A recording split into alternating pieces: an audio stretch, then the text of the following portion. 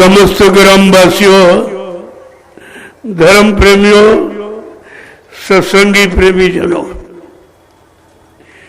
बड़ा सौभाग्य आपका। कितने खराब समय में चारों तरफ मारकाट, हिंसा, चोरी, कत्लेआम, व्यभिचार, कुचार, झूठ, छल, कपट, बेईमानी, इसके सिवा और कोई काम नहीं। ये कलयुग का काम है। जो ये काम करे वो कलयुग का ही जीव है, वो काल का है, दयाल का नहीं है। आपको इसी लक्षणों से पहचान करनी चाहिए। लेकिन जब तुम अपने आप को नहीं पहचान पाए हो तो दूसरे को कैसे पहचानो? और इतने दिनों से आपको पहचान ही कराई जा रही है। कितना समय निकल गया तरह तरह से। जितने मोड़ जीवन में आने वाले, चाहे राजनीतिक मोड़ हो, चाहे धार्मिक, सामाजिक, पारिवारिक, कोई मोड़, हर मोड़ पर आपको एक इशारा दिया गया, एक संकेत किया गया कि सावधान हो जाओ, आगे समय बहुत खराब। जब समय खराब है तो अच्छे लोग कहां आपको मिल जाए? और तुम खराब होकर अच्छे की पहचान कैसे कर सकते? तुम तो भी अच्छे बने नहीं हो, पाक साफ निर्मल पवित्र हुए नहीं हो। काम, क्रोध, लोभ, मोह की अग्नि तुम्हारे से अभी हटी नहीं, मिटी नहीं, तो तुम अच्छे कैसे होगे? तुम अच्छे पुरुषों को कैसे पहचान लोगे? इसलिए जब निरंतर सत्संग रूपी गंगा में गोते लगाते रहोगे तो सब गंदगी उतर जाएगी और धीरे धीरे धीरे आप सब कुछ, सारी दया पाने के अधिकारी बन जाए। लेकिन एक दिन में नहीं, लोगों का जीवन निकल गया। मेरा बिल्कुल आखिरी में उनको मिला, क्योंकि देने वाले ने कहा हम तो दे के जाएंगे। तो ये तो आप निराशा छोड़ ही दीजिए कि मिलेगा नहीं।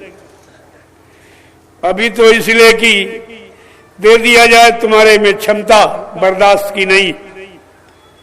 किसी को आशीर्वाद देने लगोगे, खुश हो जाओगे, और ना खुश हो जाओ तो श्राप देने लगोगे। इसी श्राप आशीर्वाद में ऋषि मुनियों ने अपनी तपस्या की कमाई खो दी। और तुम्हारी तो कोई कमाई है नहीं, किसी की दी हुई है। तो फोकट का माल उड़ाने में कितनी देर लगती है? इसलिए आपको दिया नहीं जाता। करने का अधिकार है आपको, खर्च करने का अधिकार नहीं है।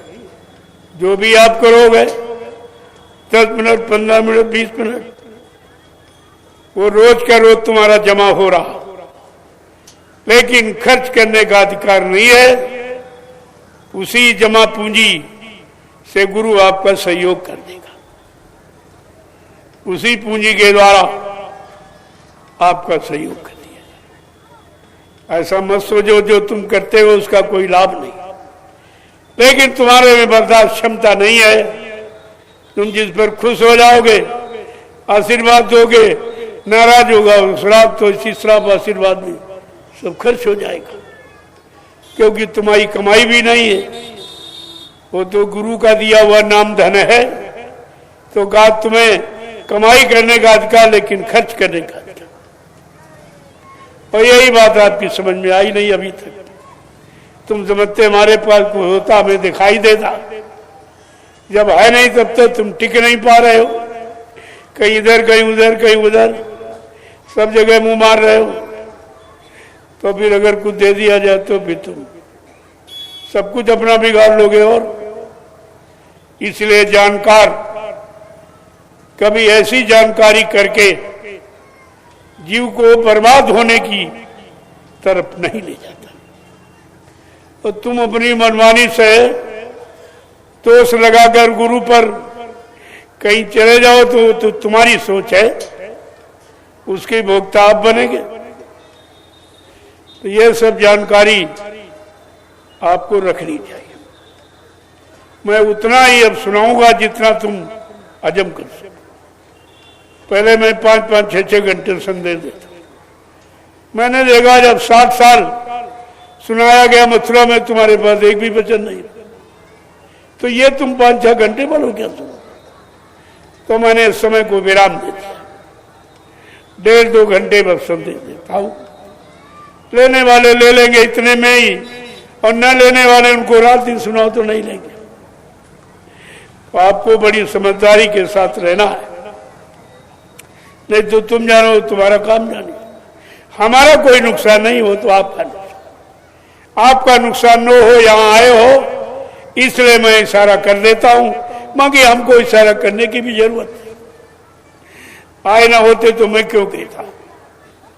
इस समाज में आए हो तो हमारा फर्ज बनता है कि आपको सचेत करने का, कि आपका किसी तरफ का कोई नुकसान हो, क्योंकि जीवन बहुत मुश्किल से मिला है।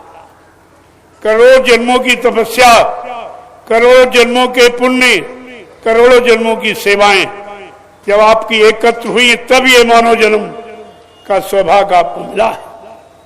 इतना कीमती है। आप तो जानते हो नहीं, लेकिन महापुरुष तो जानते हैं। वो जानबूझकर आपको गड्ढे में कीचड़ में नहीं जाने देंगे, और जबरदस्ती तुम कूदना ही चाहते हो तो कूद के देख लो, खुद ही तुम्हारी समझ में आ जाएगा। साधु से होए न कारज हानि, साधु संत महात्माओं से कभी किसी के काम की हानि नहीं हो सकती। क्यों? परमार्थ के कारण साधु धरा शरीर, परमार्थ समाज देश धर्म हित मानव हित जो शरीर धारण करते हैं वो कभी किसी का नुकसान ही नहीं करते। तो ये तो आपको समझ लेना चाहिए। इस दरबार में जो आया है उसे कुछ दिया ही गया, लिया नहीं गया। कितने कुकर्मों से तुमको राहत दे दी गई, कितने उतार दिए गए, आपको तो पता ही नहीं, क्योंकि तुम्हारे कुकर्मों की गिनती नहीं है। इतने कितने जन्मों के लादे बैठे थे और उनको एक का उतारना बड़ा संभव है। न तुम उतार सकते हो, न जिसको साथी बनाओ